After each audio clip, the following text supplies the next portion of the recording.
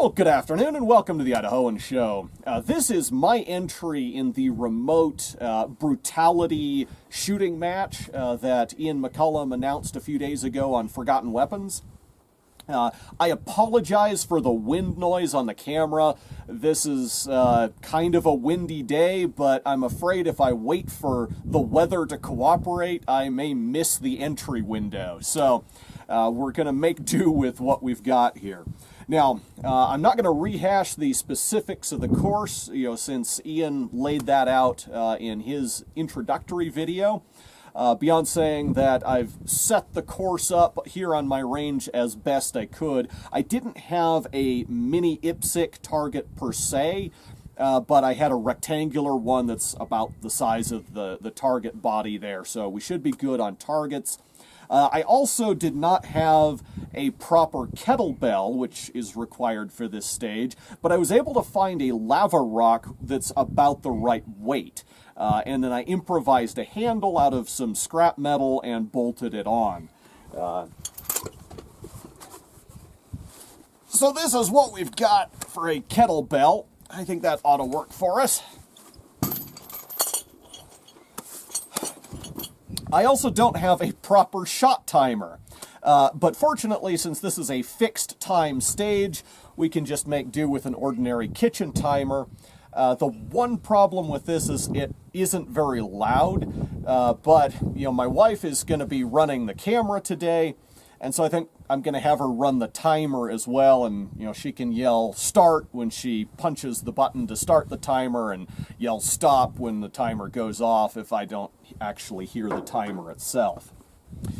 This is the rifle that I'm going to be using in this stage. This is a pretty basic AR-15, but I wanted to use something at least a little bit unique for the match, so I put a forward-mounted scope on it just to be different, and then I wrapped it with some scraps of cloth to give it kind of an improvised winter camo job.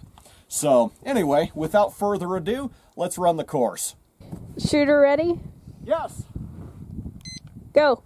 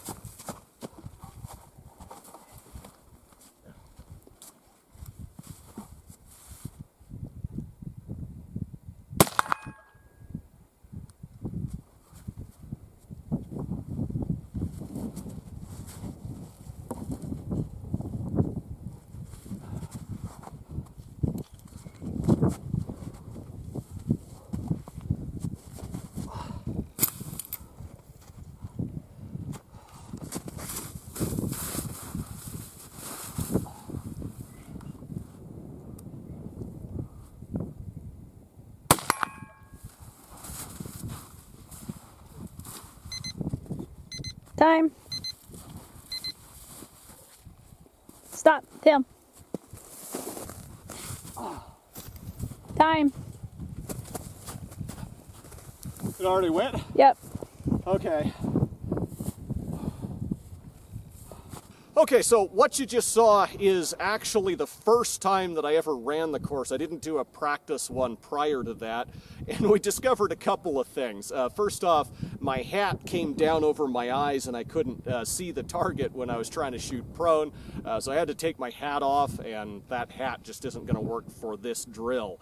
And then secondly, not only can I not hear the timer, but over the wind and with ear protection in and in the excitement of running the course, I couldn't hear my wife yelling at me either. So I brought a bell out here that she can ring instead of yelling at me, and hopefully I'll be able to hear that. We're going to call that first one a practice run and try this one more time. Shooter ready? Yes!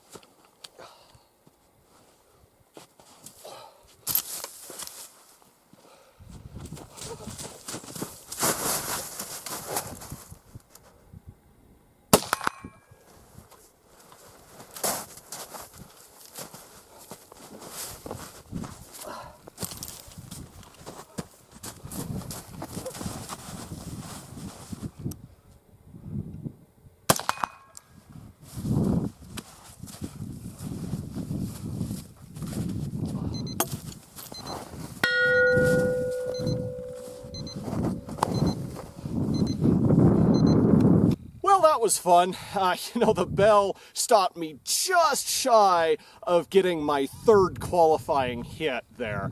There was one time when I went prone, kind of right behind a tuft of grass, and I couldn't quite see the target, and so I had to maneuver around to get a hit on the target. And, I think if I hadn't made that mistake, that would have made up the 3-second difference that would have allowed me to get that third hit. So, it's really tempting to just edit this out and redo it, because I could probably get that third qualifying hit and get a better score. But in the interest of good sportsmanship, I think I'll just let this stand. So anyway, I think these remote matches are a great idea. I hope to see more of them in future. And until next time, thanks for watching the Idahoan Show.